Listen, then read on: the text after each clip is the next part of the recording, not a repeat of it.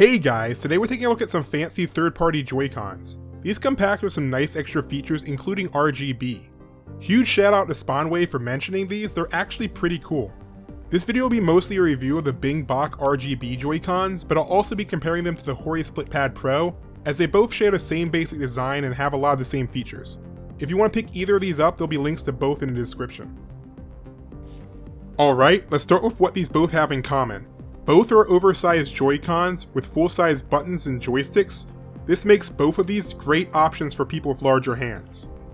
Both of these also offer two forms of turbo. The first one is your standard hold down the button for multiple presses, and the second automatically spams the button for you until you turn it off. Both of these have remappable back paddles. You can map this to any button, but only on that specific Joy-Con. So sadly you can't map any right Joy-Con buttons to the left Joy-Con, or vice versa. Both of these also replace the arrow buttons with a D-pad and offer significantly more defined bumpers and triggers. And finally, they're both super comfortable and support the Switch dock. The larger shape and different design will make your console look less like a Switch. This isn't really a problem, but it's worth noting. The Joy-Cons are a huge part of the Switch's iconic look, and you lose some of that style without them. And that's pretty much all you get with the Hori SplitPad Pro. Many other standard Joy-Con features were removed. There's no rumble, no gyro, and no Bluetooth, so there's no way to use them off the Switch at all. These new Joy-Cons feature much of what Hori's were missing. They're wireless and even come with their own grip.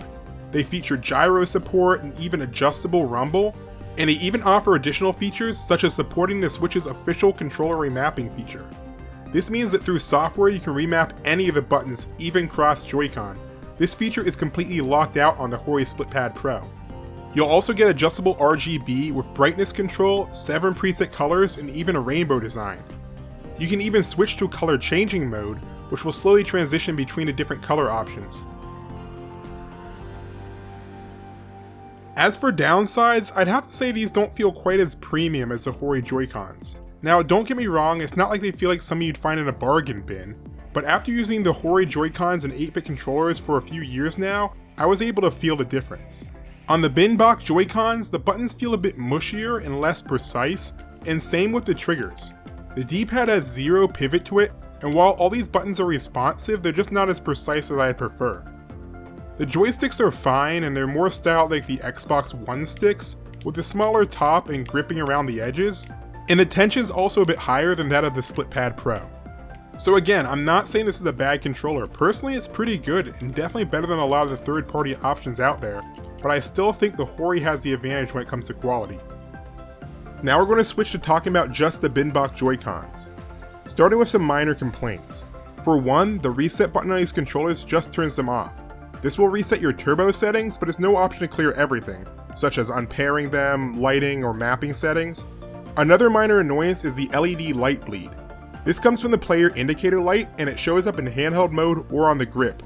You can't always see it, but in color change mode or if the LED is off, it's pretty noticeable. Also, for some reason while docked, my LED rings never seem to turn off, even when my Switch is in sleep mode.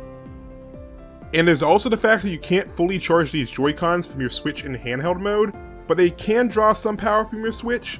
It's weird, and we'll talk about this more later, but all you need to know for now is they won't die on you during handheld play. And my last complaint has to deal with how you wake these Joy-Cons. You'll need to hold the capture or home button for at least 3 seconds, and it's not a huge deal, but normal Joy-Cons wake with a single button press, so this seems a little unnecessary. I'm sure it can even get confusing for some, as the Switch will just say press L and R to select your controller.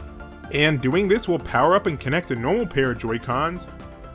But if you're using the BinBok Joy-Cons, this won't do anything. You'll first have to power on the Joy-Cons, wait for them to connect, and then press L and R to select them as your controller. These controllers are very comfortable in handheld mode or on the grip. However, the large size and odd shape makes them less comfortable in single Joy-Con mode, as the grip can sometimes get in your way. The gyro support works well enough for motion control games, but if you're playing one of the few games that have their own calibration, it can be a bit weird as these Joy-Cons don't lay flat. But once you set them up, they work just as well as normal Joy-Cons. These Joy-Cons support Bluetooth, so they'll work wirelessly. Once they're connected, they're very responsive, and I didn't have any noticeable lag or connection issues. And since they're wireless, they also come with a built-in rechargeable battery. It's rated for about 3 to 4 hours, but I tested it with the lights on and turbo running overnight, and I was able to get around 16 hours out of them, so very good battery life.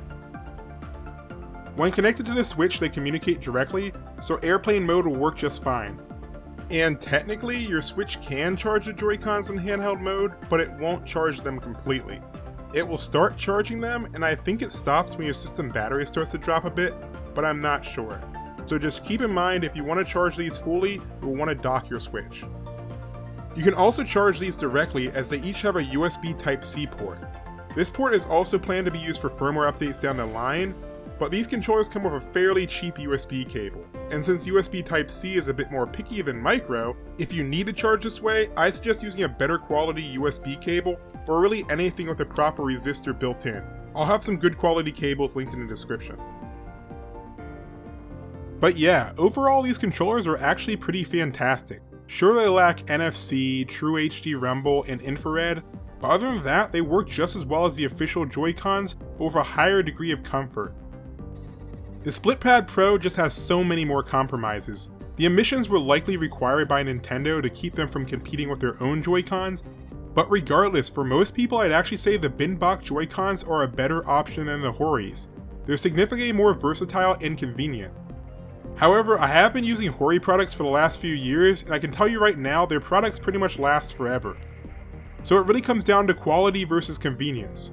The Hori are officially licensed, built to last, and offer better quality buttons and D-pad, as well as larger paddles, and I think it looks a little nicer too. Overall, it's the more premium option.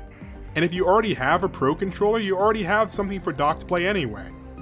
But I feel like for 99% of the people out there, the RGB controllers would just be better. Even if you leave the lights off, the fact that you only need one controller for a comfortable docked or a handheld play just means they're more convenient. Sure, they're not official, and yes, if Nintendo wanted to, they could block them with a firmware update, but I'm pretty sure that's extremely unlikely. And while the quality is not top-notch, it's definitely better than a lot of those mass-produced, rebranded Joy-Cons you'll find on Amazon or AliExpress. Overall, this is still one of the best third-party accessories I've seen in years. So what do you like better, the RGB Joy-Cons or the Hori? Be sure to let me know in the comments. I'll have links to both products in the description. Thanks for watching, and bye!